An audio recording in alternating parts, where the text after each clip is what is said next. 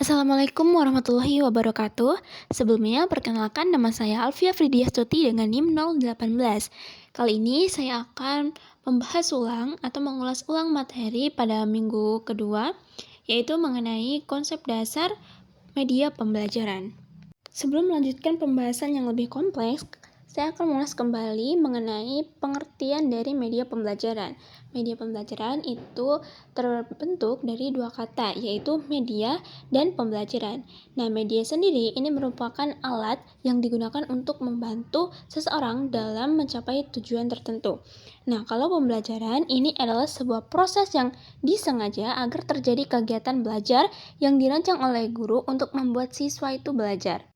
Nah, jadi dapat disimpulkan bahwa media pembelajaran adalah alat atau sarana untuk menyampaikan pesan dalam proses pembelajaran agar pesan yang disampaikan itu menjadi lebih mudah untuk dipahami.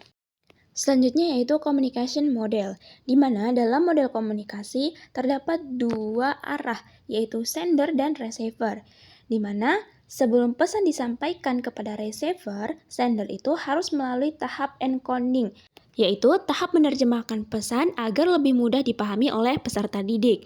Nah, sebelum memberikan feedback, setelah pesan itu diterima oleh peserta didik, sebelumnya peserta didik itu juga harus menerjemahkan pesan sesuai dengan apa yang ia pahami sendiri. Tahap ini disebut dengan tahap decoding. Nah, terkadang teman-teman dalam proses komunikasi itu terdapat beberapa gangguan atau noises. Nah, yang membuat pesan itu terhambat sehingga perlu dikurangi agar tidak terjadi yang namanya miskomunikasi. Kemudian, seorang guru itu juga harus memastikan bahwa pesan yang disampaikan diterima dengan baik dengan cara memberikan pertanyaan atau tes. Nah, agar pesan ini lebih mudah dipahami, guru itu harus menerjemahkan pesan dengan berbagai bentuk.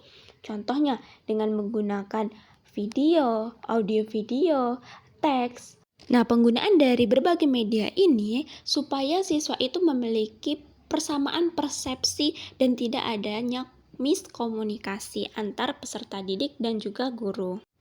Selanjutnya yaitu tujuan dari pemanfaatan media pembelajaran. Yang pertama yaitu pesan yang disampaikan itu tidak hanya bersifat verbal, tapi dalam berbagai bentuk agar mudah dipahami. Yang kedua yaitu mengatasi keterbatasan ruang, waktu, dan juga daya indera. Yang ketiga, menarik minat dan perhatian siswa. Selanjutnya, meningkatkan gairah belajar, memungkinkan peserta didik belajar mandiri sesuai dengan kebutuhannya masing-masing, dan menyamakan persepsi. Sedangkan fungsi dari pemanfaatan media pembelajaran adalah untuk menginformasikan tujuan pembelajaran. Yang kedua yaitu memotivasi peserta didik, menyajikan informasi dasar, pelengkap, dan atau pengayaan, menstimulasi diskusi dan interaksi peserta didik, mengarahkan aktivitas belajar peserta didik, mengontrol aktivitas peserta didik, memberikan penguatan, memberikan simulasi, melakukan penilaian, administrasi, serta penelitian dan pengembangan.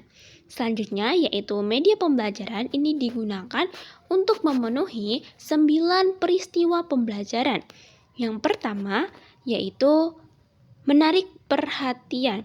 Seorang guru itu harus menarik perhatian supaya siswa fokus dalam pembelajaran. Yang kedua yaitu menyampaikan tujuan pembelajaran kepada peserta didik agar memiliki target. Sehingga apa yang akan peserta didik capai di akhir sebuah fase itu akan menjadi sebuah arah bagi siswa. Yang selanjutnya yaitu bertanya kepada siswa untuk mengecek pengetahuan awal siswa. Nah, sebelum pembelajaran dimulai, guru juga perlu mengetes apakah siswa ini sudah memiliki pengetahuan awal yang baik sebelum pembelajaran dimulai. Kemudian, keempat yaitu menyampaikan materi. Yang kelima, memandu peserta didik selama pembelajaran, memberikan latihan kepada peserta didik supaya guru itu tahu apakah peserta didik ini benar-benar memahami materi yang sudah diajarkan, kemudian menyediakan umpan balik, memeriksa pemahaman siswa, yang terakhir meningkatkan daya ingat siswa dengan cara memberikan tugas di rumah. Perlu diingat bahwasannya semua materi ataupun soal-soal itu harus bersifat kontekstual. Kenapa? Karena hal ini akan meningkatkan pemahaman, motivasi, dan juga meningkatkan kemampuan berpikir kritis dari siswa, di mana pendekatan ini akan membuat pembelajaran lebih bermakna. Penggunaan dari media pembelajaran ini juga harus selektif, teman-teman, karena harus melihat situasi dan kondisi. Karena tidak semua media pembelajaran itu dapat digunakan dalam semua materi atau mata pelajaran. Contohnya, ketika belajar tentang bencana alam, yaitu tsunami, kan tidak mungkin ketika kita membawa sebuah media pembelajaran yang kontekstual, jadi harus disesuaikan dengan kebutuhan masing-masing. Nah, cukup sampai di sini ulasan materi yang bisa saya sampaikan. Kurang dan lebihnya saya mohon maaf. Saya akhiri. Wassalamualaikum warahmatullahi wabarakatuh.